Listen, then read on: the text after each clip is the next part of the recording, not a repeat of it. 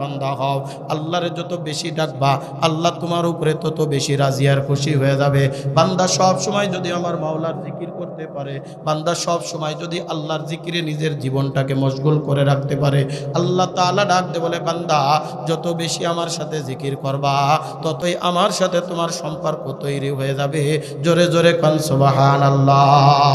এই কারণে আল্লাহ পাক রব্বুল আলামিন ডাক দে বলেন, ইয়া আইয়ুহাল্লাযীনা আমানু যকুরুল্লাহা যিকরান কাসীরা ওয়াসাব্বিহুহু বুকরাতাও ওয়া আসীলা।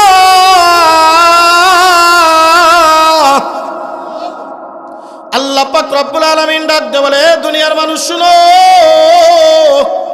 এই দুনিয়ার জমিনের ভিতরে আমি যত ইবাদত বন্দেগী দিয়েছি, কোন ইবাদত বন্দেগী আমি বেশি করার কথা বলি নাই। একমাত্র একটা নফল ইবাদত আছে, যে ইবাদতের কথা আল্লাহ তাআলা বলেন যিকরান কাসীরা, বেশি বেশি পরিমাণ আল্লাহর জিকির করো। যখনই বান্দা সময় পাবার ডাকবা কারে, আরো জোরে কন্যা কারে। এই আল্লাহর নাম ভয় লাগে না? আল্লাহর নামের ভিতরে মজা আছে না নাই? এ বান্দা, এ কলিজার টুকরা যুবক, আজকে তো তুমি আল্লাহর নামের ভিতরে মজা পাও না। আজকে তোমার গান বাজনা শুনতে ভালো লাগে, রাত্রে তুমি ঘুমাইতে গেছো, তোমার কানের পাশে গান চালায়া দিছো। কেন শুনো রে যুবক? বলে হুজুর একটা মজা লাগে। না রে বাজান না, গানের ভিতরে বান্দা মজা পায় না, বান্দা মজা পায় মাওলার জিকিরের মধ্যে। ওই বান্দা যখনই বৈশা তাকে ডাকে আল্লাহ আল্লাহ আল্লাহ, ওই বান্দা হাঁটতেছে আর বলতেছে আল্লাহ। ওই বান্দা চলতে ফিরতে শুইতে উঠতে বসতে সব সময় ডাকে কারে? জোরে কান আল্লাহু আকবার।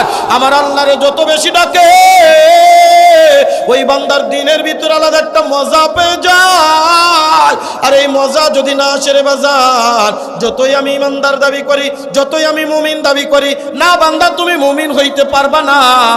এ বান্দা তুমি বুকে হাত দিয়ে বলো, এই দুনিয়ার জমিনে তোমার রাত যায় দিন যায়, রাত যায় দিন যায়, কতবার আল্লাহর জিকির করো, কতবার আল্লাহরে ডাকো। তুমি একটা জায়গায় বসে আছো, দুনিয়ার গল্প গুজবের ভিতরে লিপ্ত।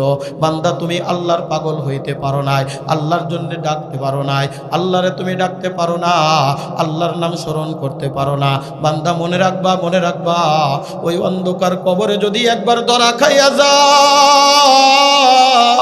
যে অন্ধকার কবরে ছেলে নাই, মেয়ে নাই, স্ত্রী নাই, পরিবার নাই, পরিজন নাই, কেউ নাই, ওই